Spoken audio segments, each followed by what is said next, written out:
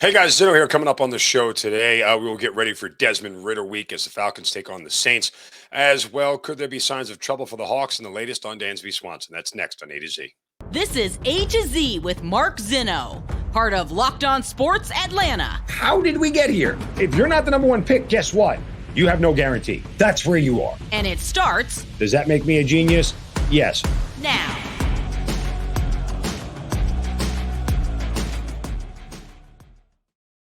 Good afternoon. Welcome to A to Z here on Locked On Sports Atlanta, where today I tell you the time is now. Welcome in. We are live here on a Monday. A to Z brought to you by our friends at Bet Online. Make sure you guys give us a follow on Twitter at Locked On ATL. Of course, I'm at Mark Zinno, MarkZinno. And make sure you subscribe to our YouTube channel and Roku TV. However you get your Roku TV, download that Roku TV app. Check out all the shows on Locked On Sports Atlanta.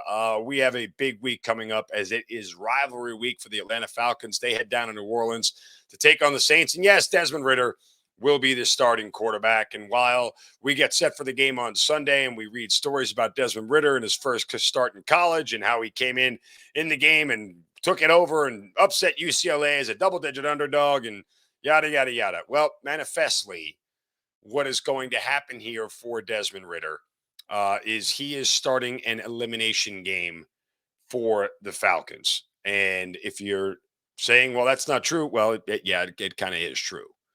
Because here's what's going to happen.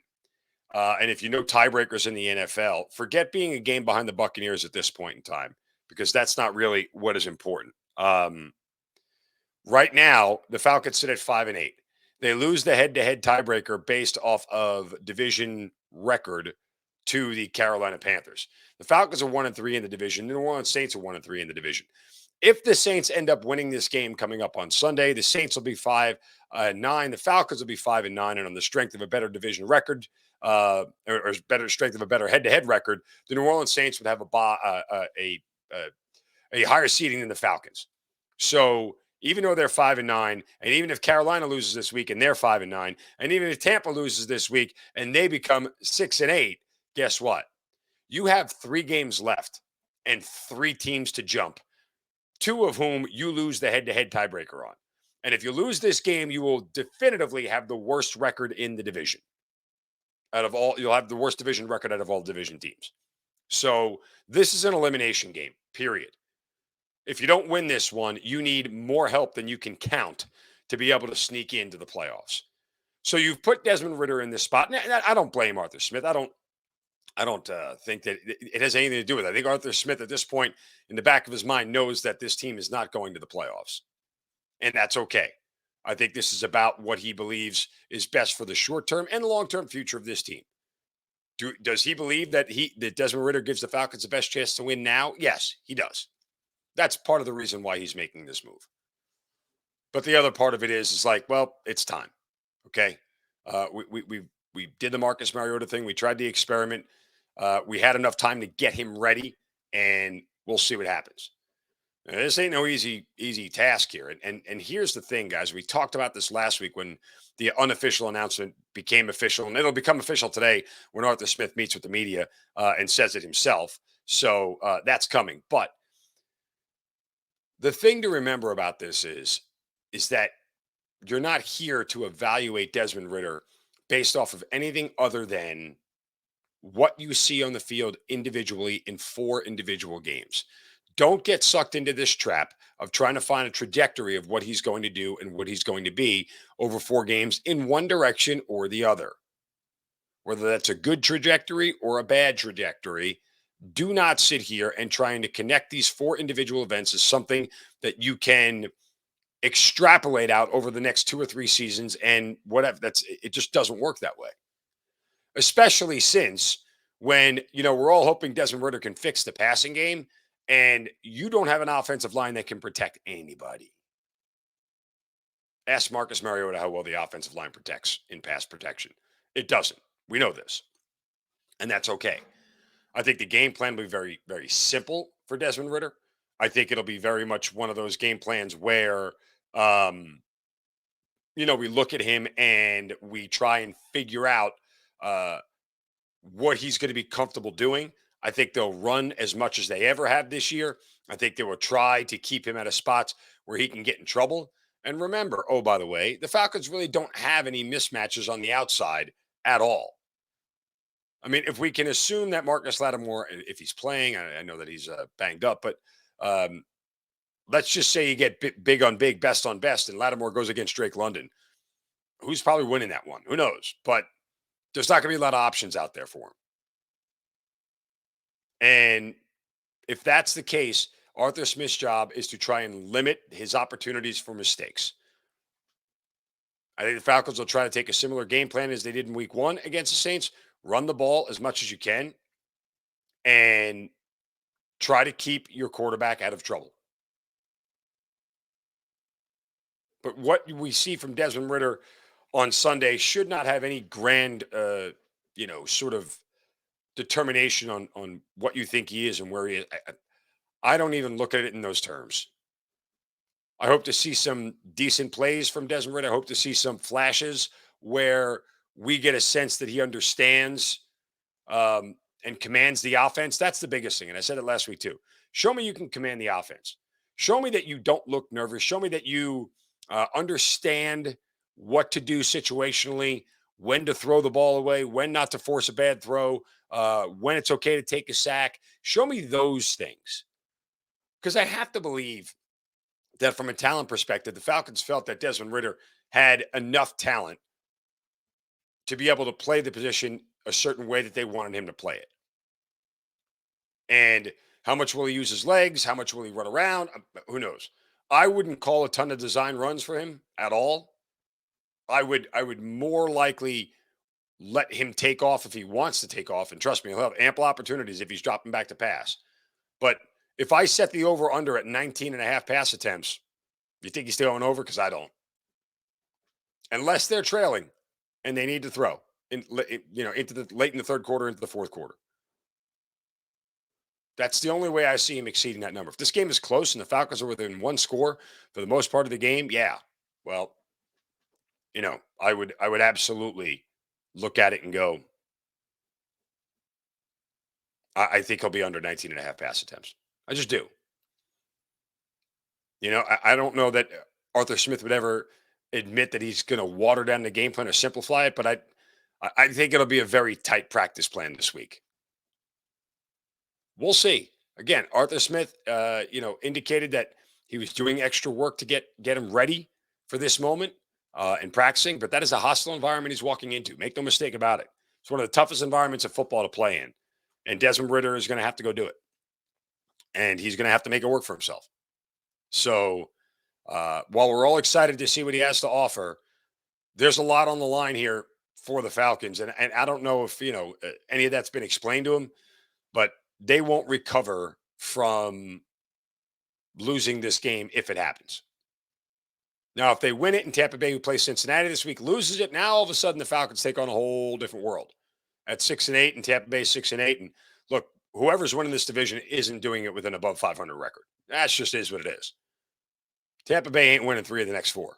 They're not good enough to win 3 of the next 4. So if they go 2-2, they're 8-9. And they're going to host a playoff game, which is fine. That's okay. Don't be mad, folks, that a below 500 team hosts a playoff game. It's okay. They'll get beat regardless. But I'm just curious to see how quickly this game unfolds for Desmond Ridder and what he looks like going forward. We'll have all week long to discuss this, and we will ad nauseum, and we'll take quotes and sound bites and everything else and try to figure it out. When the game gets here on Sunday, we'll watch, and we'll see what it is. All right, need to get to a problem for the Atlanta Hawks. Also, a recap of an important event over the weekend. We'll do that in a minute. First, a word from our friends at betonline.net. Fastest and easiest way to check in on all your betting needs. You'll find all your favorite events and sports at the #1 online source for odds, lines, and games. You can get news and reviews of every league, NFL, college football, bowl season, Major League Baseball, NBA, NHL, combat sports, esports, and even golf. BetOnline continues to be the top online resource for all your sports wagering information. From live in-game betting, scores, and podcasts, they have you covered. Head to BetOnline today or use your mobile device to learn more about the action happening today. BetOnline, where the game starts. Wanted to get to this before we get to the Hawks because they have another game against Memphis tonight. It was interesting. They got saved in overtime last night or the other night by AJ Griffin. But this is uh, a situation over the weekend. Sorry, my hamster fell off the wheel as we were talking about the Atlanta Hawks. We don't want to talk about the Hawks. Stetson Bennett finishes fourth in the Heisman voting. And it's where we all thought he would finish. I don't think anybody really thought he was going to do better than that. Here's the thing. And there was a lot of back and forth, and I saw it on Twitter about, what people are calling hate for Stetson Bennett. I don't think there's any hate for Stetson Bennett, and people have accused me of hate for Stetson Bennett. I would tell you that it's not about hate for Stetson Bennett. It's literally about moving the goalposts for this award for one quarterback. The Heisman the Heisman Award is an individual award that is statistically based for the best college football player. And don't give me the definition that they write on the damn trophy. Like, stop. Okay, we know what this is.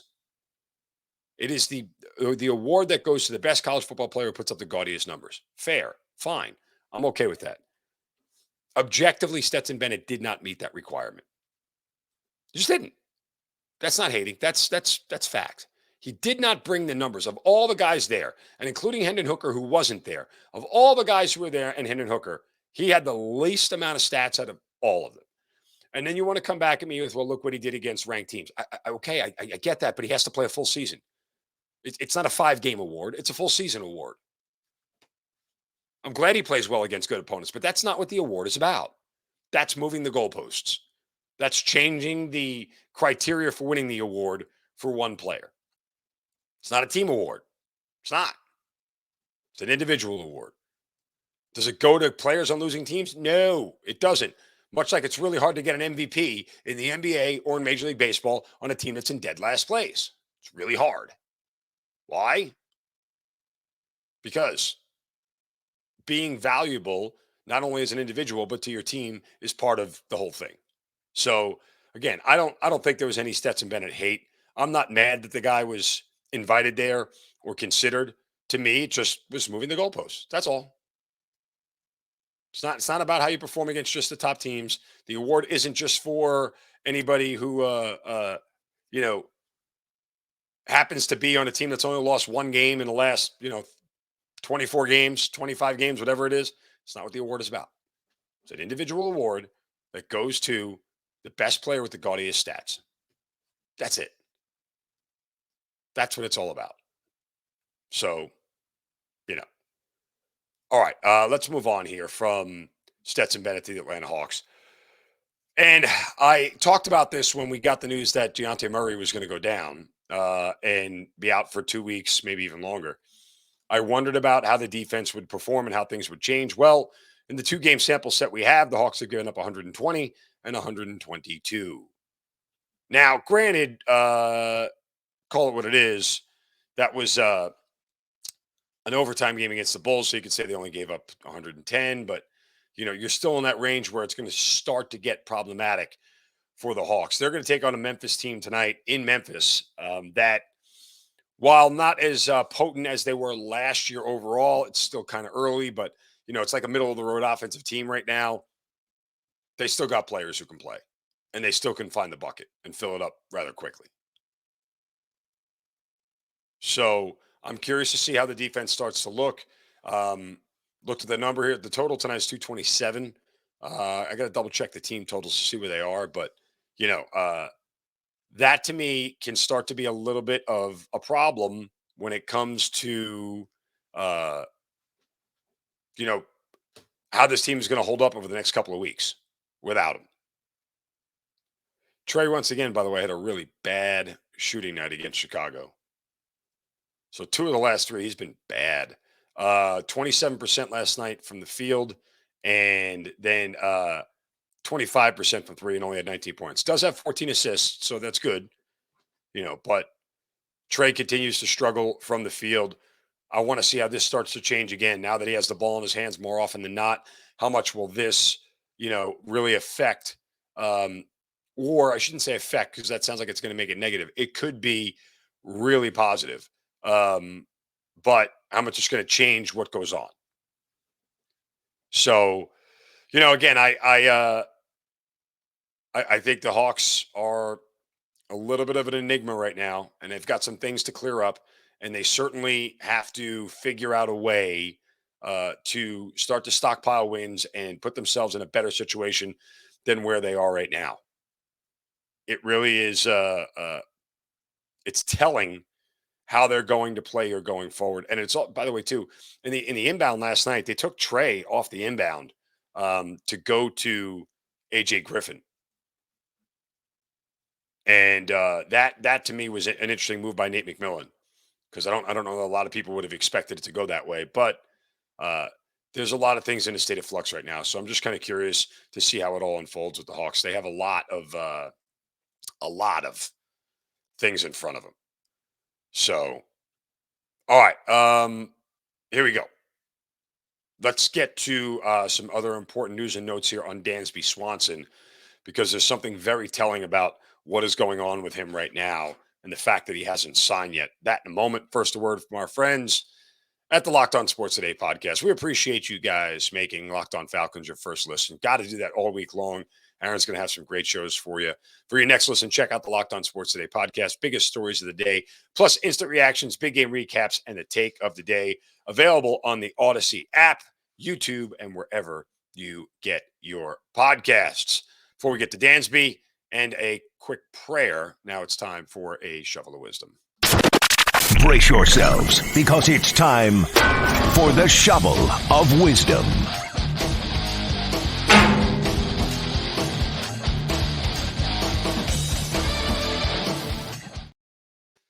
Every day, we got to set somebody straight for saying or doing something stupid. We do it right here.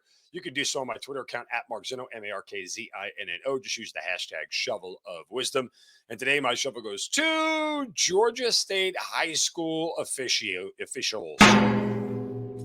officiating officials, all of the above. You might have seen this if you have been floating around the interwebs here. But the Georgia High School Association, GHSA championships for football were this weekend. And there was a game between Cedar Grove and Sandy Creek. There was under a minute left in the fourth quarter. Cedar Grove is a 17-14 lead.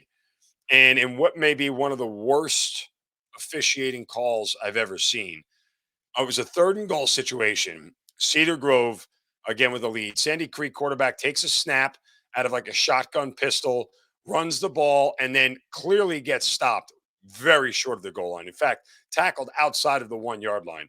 And somehow, the official from the end, where they stand on the sideline, comes in with his arms raised up for a touchdown. It was an awful call. It was embarrassing. The fact that nobody fixed it was wrong. And look, I'm not saying definitively Cedar Grove would have won the game because it would have been fourth down and they could have run another play and they could have gotten in. You just can't take the game away from kids on something like that where it was definitively not a touchdown. There was nothing. I mean, I've seen several different angles of it, not only the one from behind in the television angle, but the one from down the goal line. It wasn't close. And full disclosure, like it took me a little while to figure out what the heck was happening when everybody was talking about it. I'm like, what's the deal? And oh yeah, they called that a touchdown. And I couldn't figure out why. And Cedar Grove players were beside themselves as they should have been. They got jobbed. And it was really, really bad. It was really, really bad. And again, you can see even on the thread of one of them, you could see where the shot down the goal line just is everything because the young man isn't even close. And that is really, really disappointing. And, I get refs are human. They make mistakes, but that's pretty embarrassing and they need to do better. Okay, let's move on here. Dansby Swanson still not signed yet. Carlos Correa is still not signed yet either. So there is that. But it is kind of telling that we're not hearing much of anything from Dansby. You get the sense that as this goes on day by day, a lot of us are starting to feel like he is more and more getting closer to going away from coming back to the Braves. You feel like this would have been done already. I'm not really sure what the consternation is about, you know, him coming back. All I can really think of is that he is busy getting married this weekend because that's what he did. He ended up marrying a woman who plays for the National Women's Soccer League team, the Chicago Red Stars. Her name is I can't forget. I can't remember what it is. What's her name? I don't know. It doesn't say it. Uh, Abby something, I think. Regardless. So maybe that's why he hasn't signed yet. Maybe that's why because he's just been focusing on his wedding for the last week, and this isn't really a priority right now. That could be fair.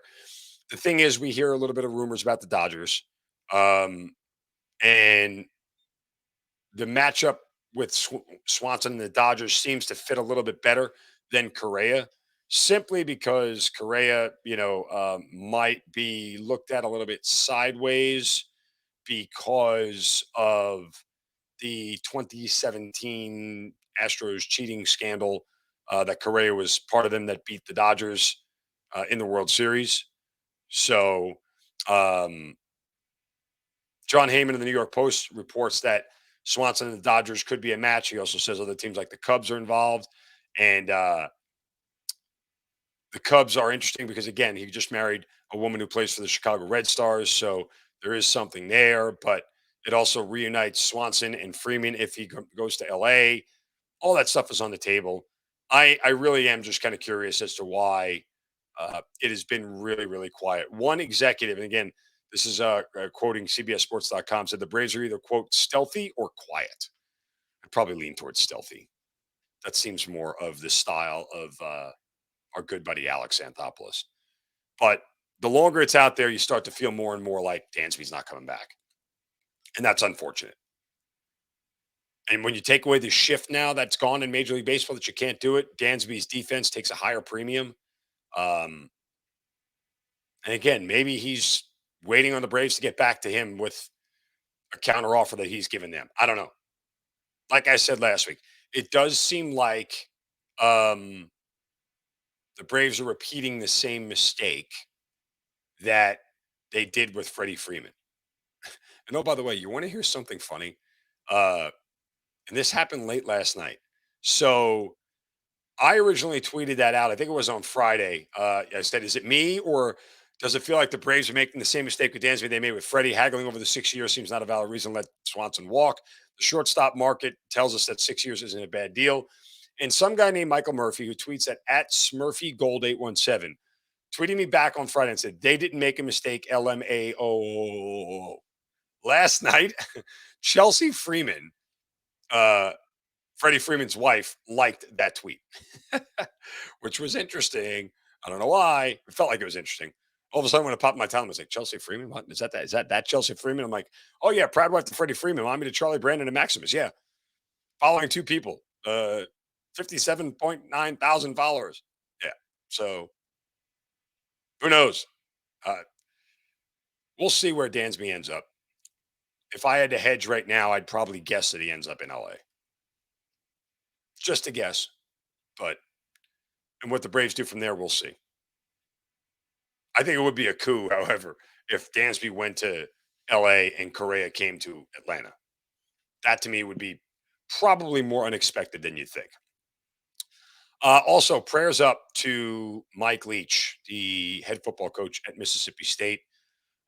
This is really sad and scary at this point in time because we don't really have any clear knowledge of what is going on. But Mike Leach yesterday had a medical episode, what they're calling a personal health issue, early on Sunday morning.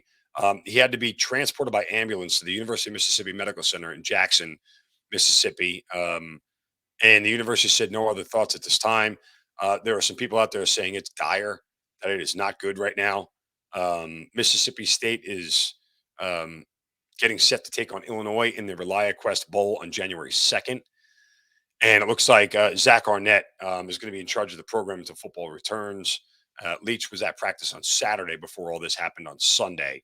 So, and Mike Leach feels like, a national treasure when it comes to college football. His press conferences are never boring. They're always fun. He's always got some little quip and, he's a little bit old and grumpy and everything else, but everybody loves him, and he is one of the better stewards of college football. And let's just hope this isn't as serious as they're saying. But it looks like as well they're saying that Leach had struggled with pneumonia during the season, which is again bad. So we'll see how it all shakes out. But let's say some prayers for Mike Leach and hope he comes back. And then finally, before we get out of here for today, big props up to West Point. The Army Black Knights take the Army Navy game on Saturday. The first 55 minutes of it sucked, and it was terrible TV to watch. The last 5 minutes and overtime were awesome, flat out awesome. And the streak of 16 consecutive years of it going under the total has ended. Where do all overs unders go to die? That's an overtime.